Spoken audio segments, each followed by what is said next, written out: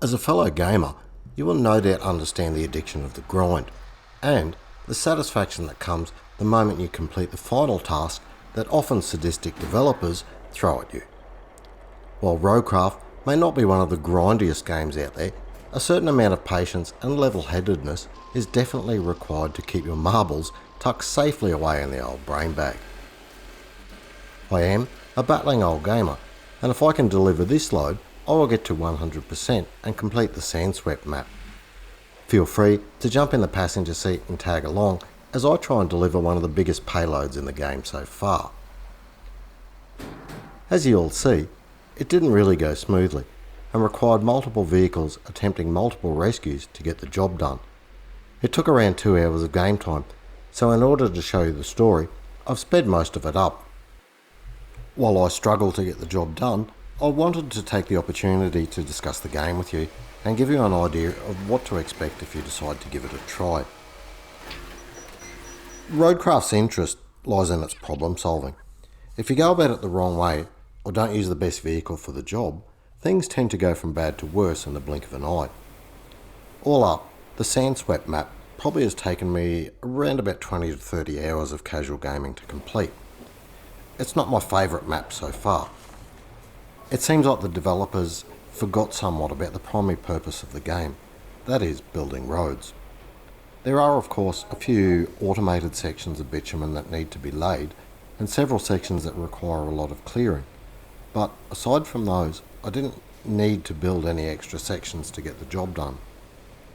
On a map based in a desert, with a lot of sandy roads, quarries for road building were scarce and provided poor cover for improving sections without trekking long distances in a truck. Many sections of the road also had sand drifts across them, yet they were unmovable with a blade, and using manual mode created huge difficulties. I guess you could always make use of the mobile sand quarry, but as I mentioned, it's not really necessary. This is my 6th map into the game, and by now I still don't really feel that the name Roadcraft aptly catches the heart of the game. While the maps are excellent and cover different terrain and situations, the missions are somewhat limited and starting to become a little repetitive and grindy. I find myself looking for shortcuts to get the job done rather than immersing myself in the task to hand. By now I kind of know what to expect and how to get the job done as easily as possible. When you approach a mission that way, however, the tiniest lack of attention or impatient driving will lead to you hitting a pebble, rolling a huge crane, or cutting a corner and losing your load after driving across the map. It's pretty frustrating. I play on controller, and steering the vehicles from the start has been a very clunky exercise, with vehicles having vastly different responses and requirements that are difficult to master and time on controller. I don't really know if this problem exists for those that play on a steering wheel, so I can't advise on that. So, what do I enjoy about Roadcraft, and am I likely to try and complete all the maps? The answer is probably yes, I will, but not all at once. I find that Roadcraft, like SnowRunner, is not a game to race through and finish as quick as possible. It's an escape from shooters for me. It's a game I can jump into for 1 or maybe 2 missions at a time and switch my brain over to looking at the big picture and solving a problem, while keeping calm and focused with no real time constraints. It's probably not a game I would replay.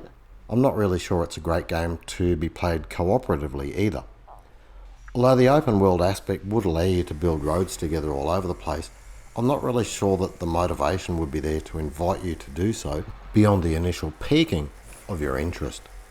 It could definitely be fun to do a playthrough with a few other players, I guess if you all started from scratch.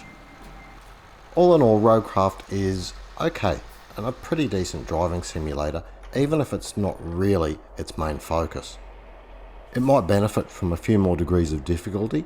It's all too simple to get out of a sticky situation using the in-game mechanics rather than more realistic solutions. So I can't really give this a pass as a great simulator. If I wanted to try an off-road driving sim, I would definitely play SnowRunner over this any day. And if I wanted a road building game, I would look elsewhere for more complex interactions and details. But for a fun, immersive, problem-solving, truck-rolling, pipe-lifting experience with the lovely Canadian Kelly as company, Roadcraft is not a bad way to spend some gaming time. It's a thumbs up from me.